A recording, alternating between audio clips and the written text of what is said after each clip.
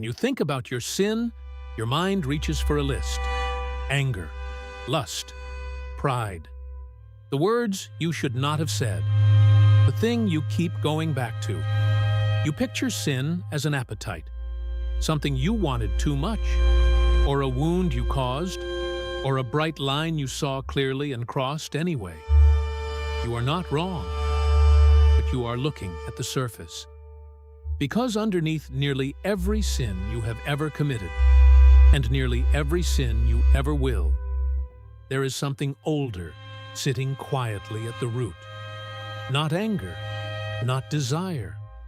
Something the Bible names on its very first pages, and then never stops pointing to. Fear. And once you see it there, you will not be able to unsee it. Watch for it, and you will start to notice fear underneath the lie you told to protect yourself, underneath the money you gripped too tightly, underneath the control, the performance, the anger that flares when you feel small, underneath the thing you said just to be liked, and the thing you would not say to keep the peace. Fear is the oldest thing the human heart felt after it turned from God. It is the first emotion recorded after sin enters the world, and it has been the hidden engine underneath our disobedience ever since. By the time we are finished, you are going to understand something Scripture has been saying from its 3rd chapter to its last.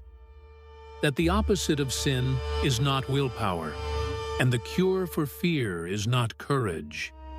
It is something stranger and far better than either. Before we walk through the stories, one word, because in Hebrew, it hides something the English cannot show you. The word is Yare.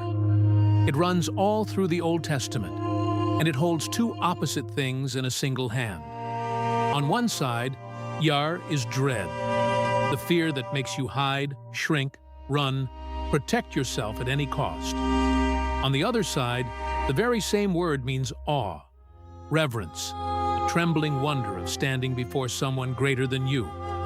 Two fears, one word, and the whole of the human story turns on which one is ruling you. Because the fear that makes you hide from God and the fear that makes you bow before Him are not the same fear at all. One is the root of sin.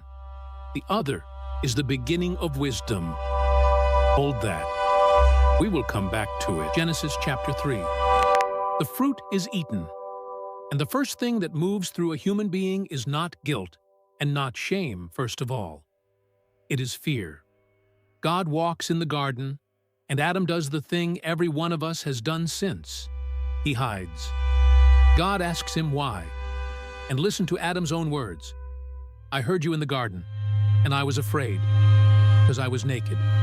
So I hid. I was afraid. So I hid. That sentence is the blueprint of almost every sin that follows it. Something in us becomes afraid of exposure, of punishment, of being seen as we are. And so we hide. We cover. We sew fig leaves out of whatever we can find. Excuses, achievements, distance, noise.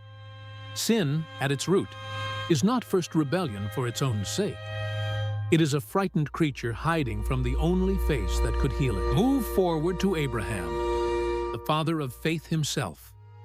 Twice he walks into a foreign land, and twice he is gripped by the same fear. They will kill me to take my wife. And twice this man of faith lies. She is my sister. He hands his own wife to another man's household to save his own skin. Why does the father of faith become a liar? Not because he stopped believing God existed, because in that moment he was more afraid of the king in front of him than he trusted the God above him. That is what fear does. It shrinks God down until the threat in the room looks bigger than the promise over your life. And a shrunken God is a God you feel you have to protect yourself from. So you lie, you manage, you scheme. Fear turns even faithful people into people who take control. God never asked them to take. Numbers chapter 13. 12 men are sent to see the promised land, the land God has already sworn to give them. 10 come back afraid, and their fear says something remarkable. We seemed like grasshoppers in our own eyes, and so we seemed to them. In our own eyes. That is the tell. Fear does not just measure the size of the giant. It rewrites the size of you. It shrinks a whole nation into insects, standing at the edge of their own inheritance. And so they turn around. They choose the wilderness over the promise.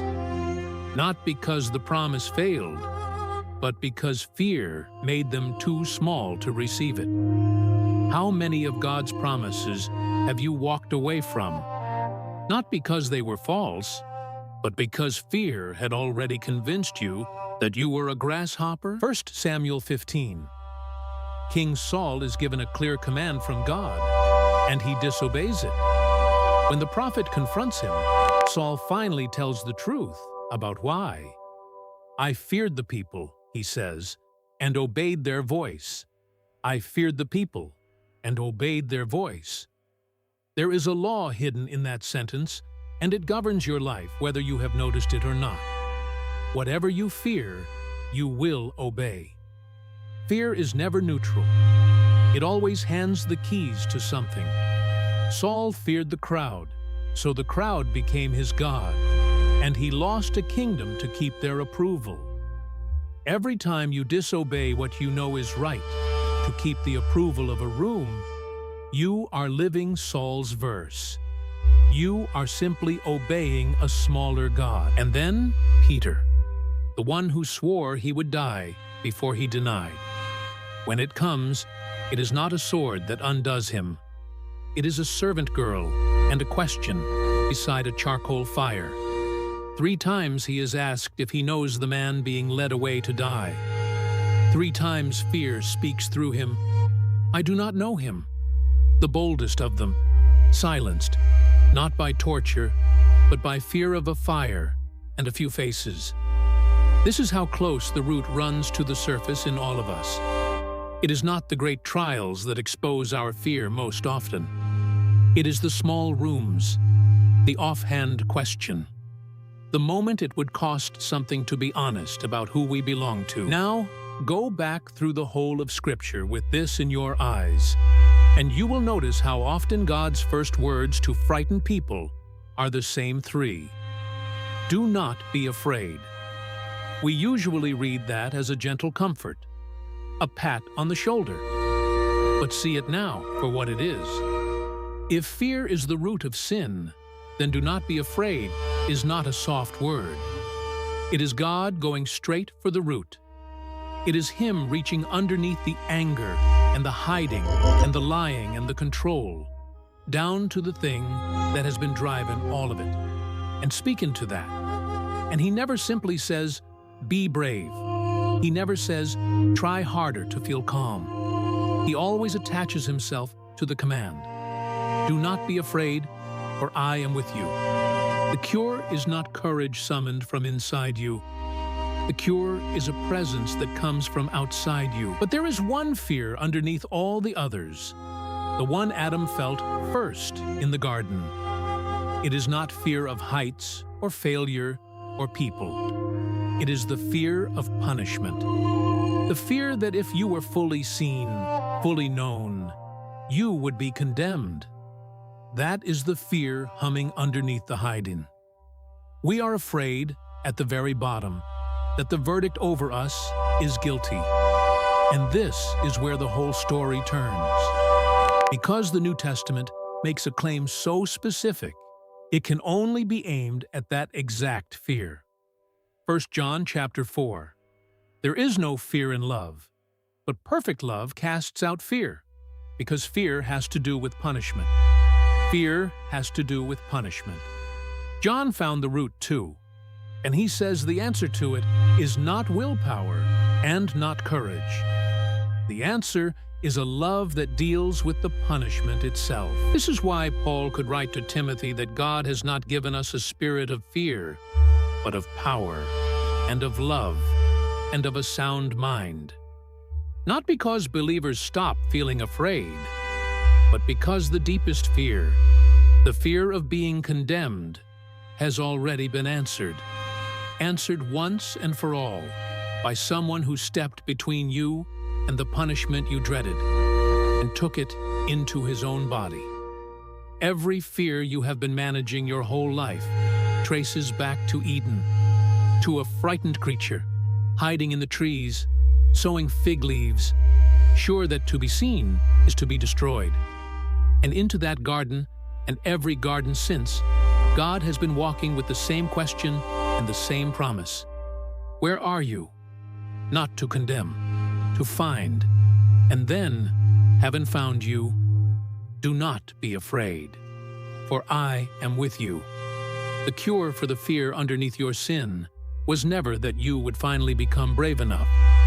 It is that a love walked straight into the punishment you were afraid of, came out the other side, and turned around to say the thing he has been saying to frightened people from the very beginning.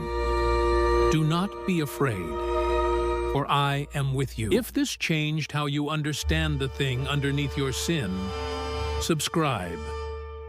This is what we do here at Burning Hearts.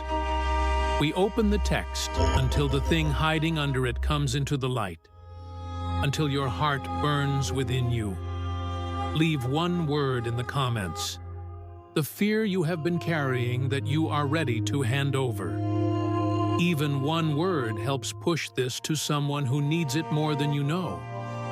And share it with someone who has been carrying a fear they were never meant to carry alone. May the perfect love that casts out fear find the deepest, most hidden room in you, and may it drive out everything that has been ruling there in the dark, until the only thing left on the throne is the one who was always meant to sit on it.